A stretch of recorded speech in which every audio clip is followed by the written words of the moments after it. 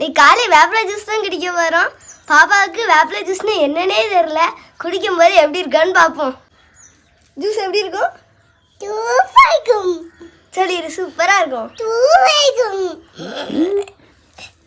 குட்டியக்கா என்னது?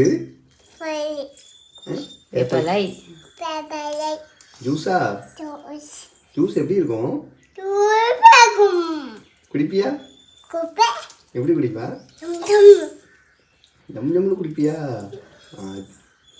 ஜூஸ் போட்டுருமா? ஜூஸும் போலும்